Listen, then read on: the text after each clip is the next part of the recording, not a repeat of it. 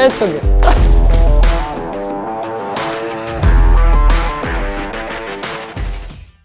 Šta je medijska pismenost i zašto je ona važna?